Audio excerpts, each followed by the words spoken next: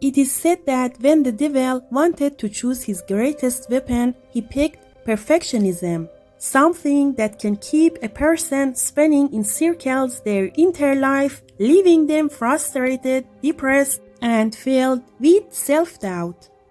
Have you ever asked someone about their biggest flaw or the biggest obstacle in their life? Many people respond with, "I'm a perfectionist."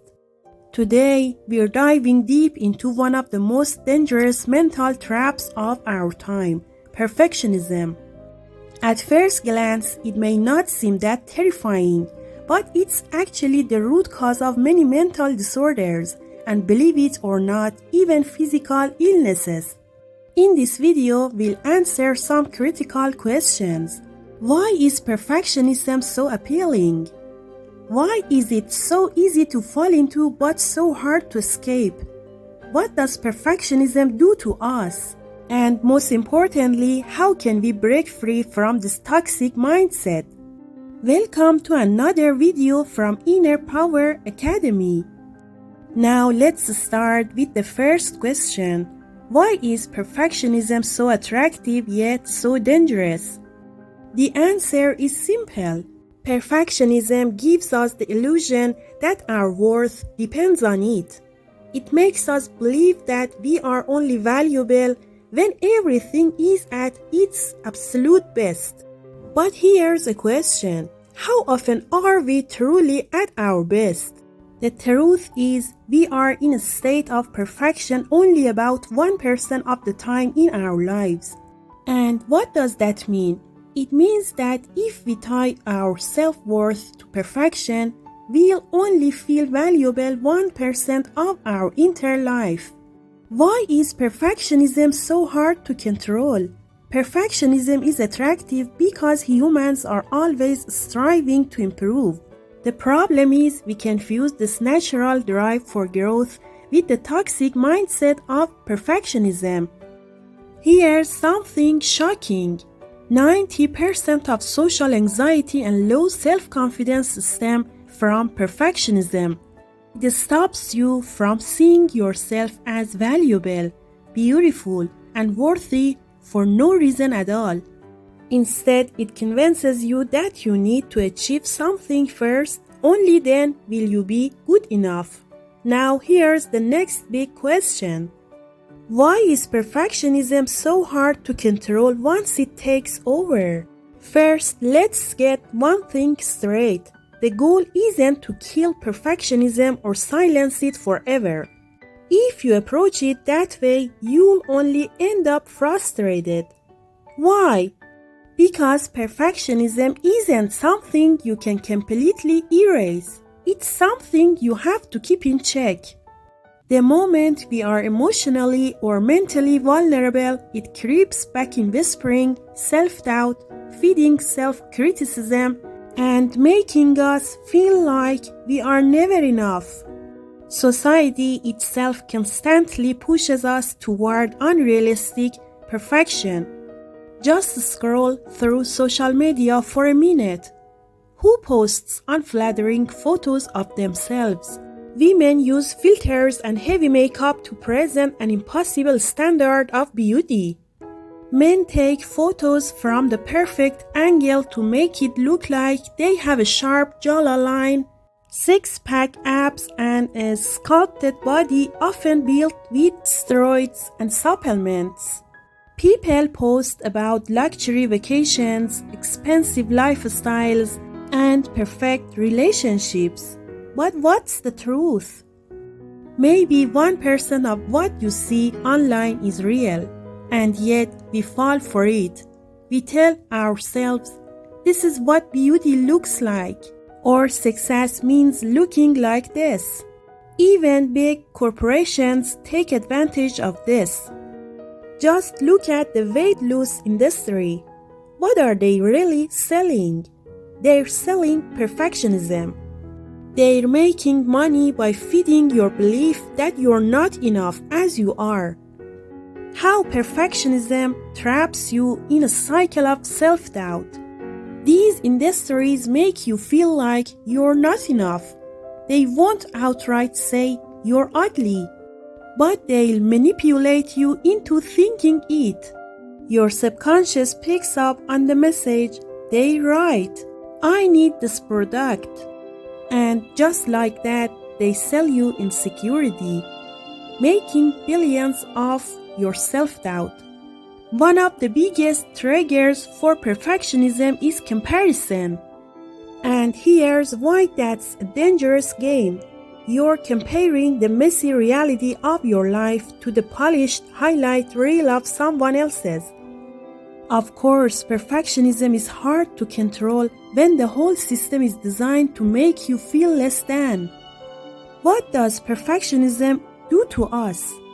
Perfectionism isn't about growth, it's about flaw hunting. When you chase perfection, you're not striving to improve. You're obsessing over what's wrong. Think about it. When is something truly perfect? When all its flaws are removed. See the problem? The very definition of perfectionism means constantly searching for imperfections. And here's the terrifying truth. We all have endless flaws. If you focus on fixing every single one, you'll never be satisfied. You'll spend years chasing an impossible standard. You'll become hypersensitive to your own mistakes. Perfectionism breeds negativity and self-doubt. It convinces you that you're not valuable as you are. It's not about becoming better. It's about believing you'll never be good enough. One of the biggest reasons people lack confidence is perfectionism. We all know someone who had a goal, a plan, and even the talent to achieve it, but they never followed through. Why? Because they kept starting over, repeating the first few steps again and again, until they ran out of energy and quit.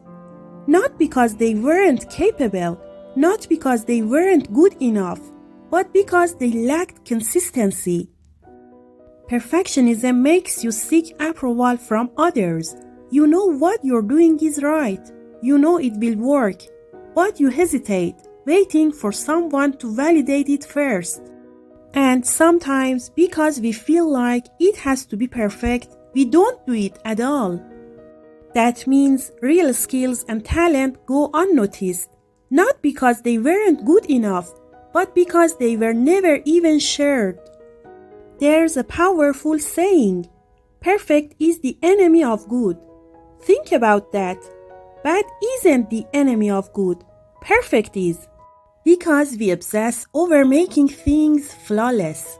We don't even let them be good. But let's look at perfectionism from a different perspective. At its core, perfectionism is just a fancy name for something very simple. Why do we call it perfectionism? Because the real name is uncomfortable. I don't trust myself. I'm afraid to put my work out there. I can't handle people's opinion. We hide behind the word perfectionism. But the truth is, nothing in this world is perfect. In this world, there is no absolute black or absolute white. Everything exists in shade of gray and layers of color. Yet, when we set an impossible standard for ourselves and then refuse to act on it because it feels unreachable, the truth is, it's not that the goal is impossible. It's that we don't have the courage to put our work out there and let people judge it. Instead of admitting that, we say, I'm just a perfectionist. But the reality, we're afraid. Afraid of what people will think. Afraid of their opinions. And this fear, it comes from childhood. As kids, we were often defined by our actions. When we did something wrong, we weren't told, you're a good kid who made a mistake. We were told, you're a bad kid. And that's where it started. We began to believe, I am my actions. If I fail, I am a failure. If I make a mistake, I am a mistake. But here's the truth. You are not your work. You don't become better because of your work. You don't become worse because of your work. Your work does not define your worth. Now take a deep breath and separate yourself from the result of your actions. You are good. You are valuable. You are worthy. You are intelligent, no matter what. So let go. Release your work into the world. Stop overthinking. Stop holding back. Your work today is good enough. Now move on to the next project. Keep going. Keep creating. Stop chasing perfection. Just keep going. You will never create perfect work. No one expects you to.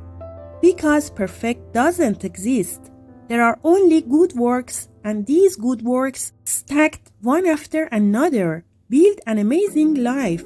So allow yourself to make mistakes. Allow people to dislike your work. Face the fear of not being liked and ask yourself, what's the worst that could happen? Let people dislike your work. See what happens. Nothing. But here's what does matter. Do you like your work?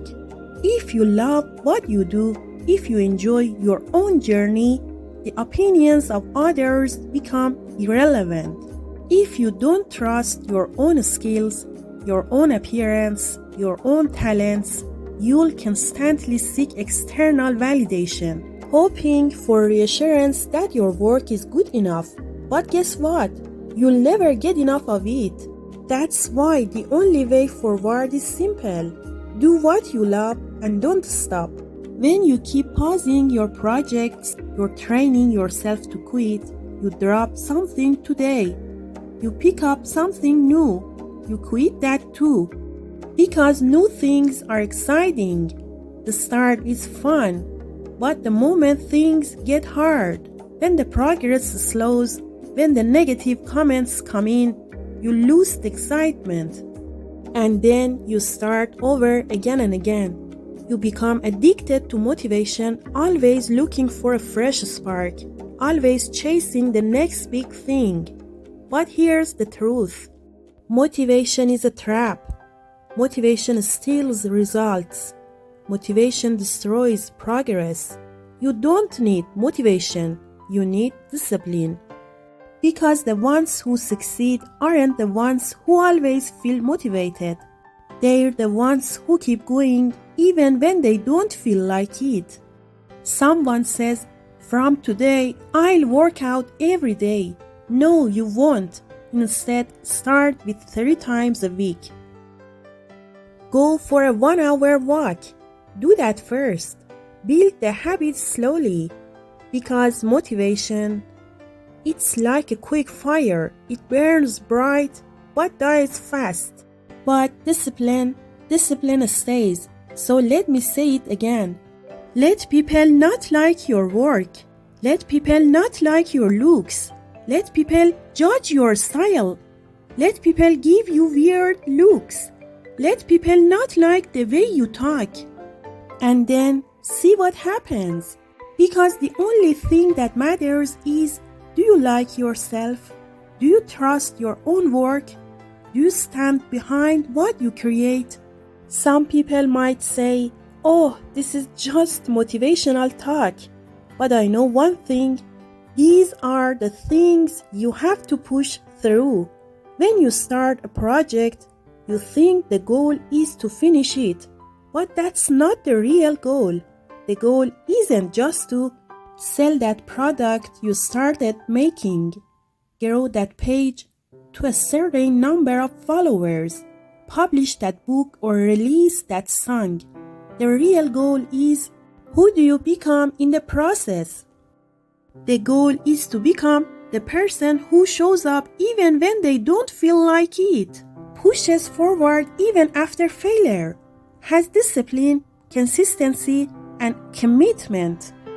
Because once you become that person, the results will come automatically.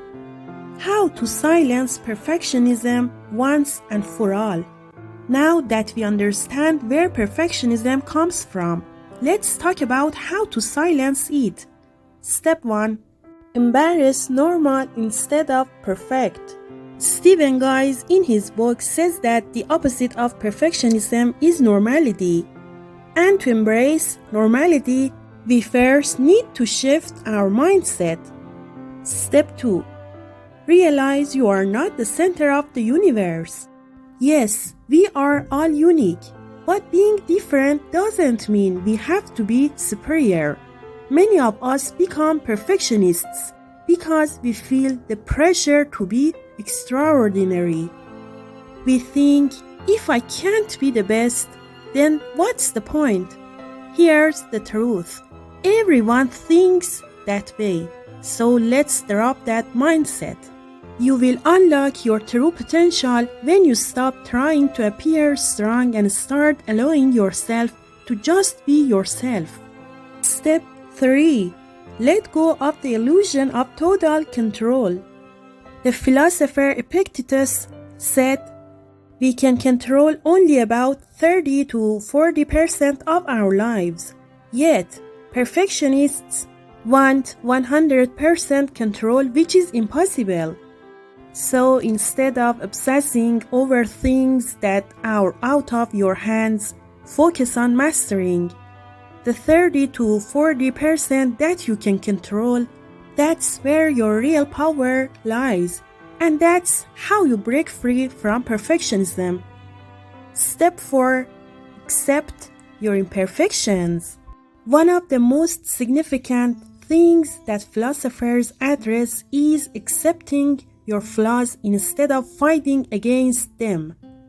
Nietzsche says that perfectionism is the enemy of self-awareness because it hides your true self behind a mask. Perfectionism tricks you even into fooling yourself. Stephen Guys emphasizes that we need to accept our flaws and understand that we will never be perfect. Instead of obsessing over improving areas where we have no natural talent, we should focus on our strengths and passions. These are the areas we can move from good to extraordinary. Step 5. Focus on gradual progress, not perfection. Perfectionism strives for the impossible, but real success comes with long-term progress. Research shows that people who focus on gradual improvement, not on achieving perfection, are more likely to succeed and feel more fulfilled. This is where the concept of habitual wisdom comes into play. While perfectionism focuses only on the end result, habitual wisdom cares only about the process. It doesn't obsess over outcomes, just doing what needs to be done. Step 6. Sharing your expectations. Guys introduce a technique called small expectations, where small tasks and simple habits reduce our expectations. This keeps us from dreaming too big and staying stuck in the planning stage. Step 7. Stop dreaming, start doing. Daydreaming and talking about your plans can actually be a form of perfectionism in disguise. Perfectionism convinces you that you shouldn't act until everything is perfect, so you only talk about it instead. You get trapped in inaction. When you find yourself becoming passive instead of active, know that perfectionism is gaining control over you. Step 8. Take small, steady steps. Instead of aiming for grand achievements, focus on small, consistent steps. These gradual actions, free from excessive dreaming, will lead you farther than trying to leap toward unattainable perfection. Step 9. Overcome the fear of failure. One of the dirtiest tricks that perfectionism plays is instilling a fear of failure. It paralyzes you and prevents you from doing anything at all. But failure is a necessary part of success, and it's something we need to embrace as we take consistent steps forward. So rather than waiting for everything to be perfect, get started. Let go of the fear of failure. Break free from overthinking and focus on progress over perfection. The fear of failure or the fear of being ridiculed is often tied to perfectionism. When these fears arise, the best response is to pertinacity against them. In fact, every time you feel like your perfectionism is making you afraid to do something, go ahead and do it anyway. This will help you free yourself from these fears and weaken perfectionism. One thing to note is that idealism is the enemy of success. When you always want to be the best or create something perfect, it pulls you away from achieving your real goals and true desires. Idealism makes you always chase a result that you'll never reach. Why is this? Because likely there's some trauma from your past that drives your perfectionism even if you're not aware of it. Most people who are idealistic come from families with high standards without much approval. These people only get validation when they achieve something like earning a medal or winning a prize. And when they are just themselves, they don't receive validation. Human nature is such that when we feel like we can't achieve something or are failing, we feel worthless. But the real moments of pride come when we receive love, not when we receive a medal. As adults, we become our own parents and teach ourselves that we are only lovable when we achieve something perfect and flawless. This mindset makes us constantly strive for an unattainable standard. So instead of trapping yourself in the perfectionism trap, allow yourself to be imperfect and enjoy the true journey of progress, just as your parents might have done this to you. What happens in adulthood is that you repeat this pattern and continue to fill the role of your parents for yourself. There could be various dramas in your past that made you idealistic. One of the reasons you might have become idealistic is due to a sense of lack of control over your life. If things have happened in your past that made you feel that your life wasn't in your hands and you experienced the fear that others were controlling your life while you felt powerless, this could have become a trauma or belief. You then turn to idealism as a way to regain control. You tell yourself, if I do this perfectly, then I can control it. This is something that is programmed into the brain. Another thing that might have contributed to your idealism is growing up in a family that criticized you intensely. If you were excessively criticized, if you grew in an environment where you were always criticized, or in a school where you were constantly told what was wrong with you, this could have created a pattern. Now, as an adult, you've become the very person who critically judges yourself, just like the parent who criticized you. Therefore, you try to be perfect, hoping no one will criticize you. But the truth is, you might not even have anyone criticizing you anymore. And if no one is criticizing you when you do something mediocre, you end up becoming that critical parent and start criticizing yourself, thinking you're not good enough. Lastly, one of the limiting beliefs that keeps you from succeeding is the feeling of inadequacy, the belief that you're not good enough. If this feeling was given to you in childhood, it can cause you to become a perfectionist, thinking that you're not good enough unless you can do something flawlessly. I explained all of this because many problems need to be solved at their root, and it's important to understand where the root of perfectionism or idealism comes from. Once you identify it, you can more easily work on overcoming it. Now, why is this important? Some might say it's actually great.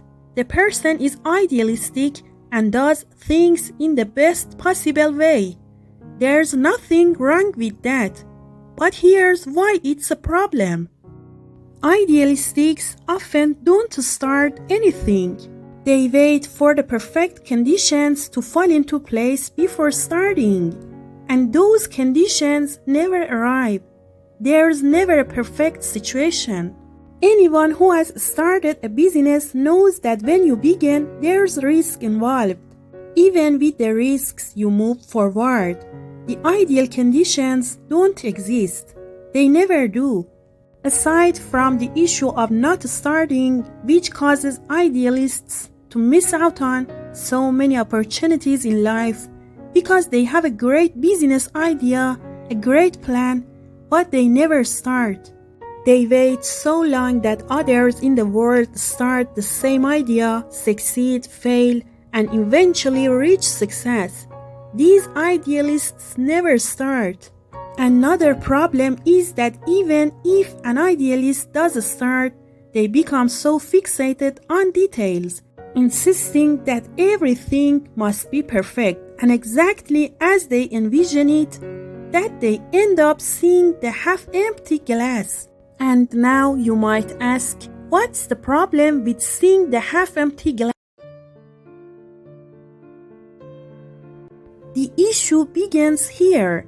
When these people achieve something instead of feeling good, which would elevate their energy and vibration, making them feel more worthy, confident, and capable, they end up criticizing themselves.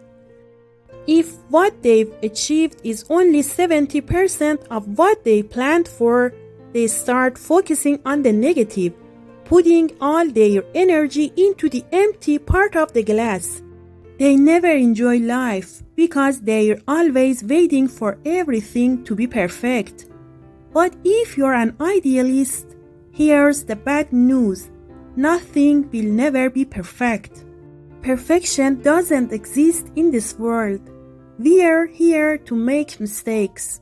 The mindset difference between wealthy people and poor people is this: a wealthy person believes that success involves making mistakes along the way.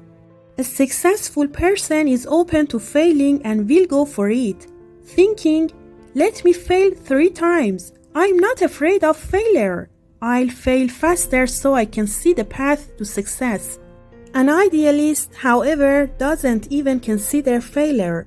They believe failure should never happen. They think, how could I fail? They won't start until they feel completely ready. They delay starting until the perfect moment. The reason you're chasing perfection and idealism is because of a trauma in your past. You didn't receive enough love, enough affirmation that you are enough just as you are. You weren't told that your mistakes don't make you any less lovable. We didn't come to this world to avoid mistakes. That's what has made you become the person who, as an adult, doesn't start, doesn't take action, doesn't take risks, doesn't achieve success, and waits for perfection because you have an illusion that perfection exists. You think there will be a time when everything will be in place, but that time will never come. When you finally start, you do it with fear, anxiety, and hesitation. Even if you succeed, you only see the parts that weren't done perfectly. You never give yourself the credit for what you've accomplished. You don't take the time to appreciate yourself. You don't say, even though my parents never felt proud of me, I'm proud of myself. I'm proud that I did the work, that I started, that I failed 3 times and still found the way. I figured out on my own. I fell down 3 times, but I got back up. You never do this for yourself. But if you did, your frequency would rise. your self-confidence would grow and you'd start loving yourself more. And when you love yourself, your confidence increases, your frequency rises, and the universe responds. Everything you feel, deserve, and want will be attracted to you. The next level is when you become the creator and you no longer have to chase things. They come to you.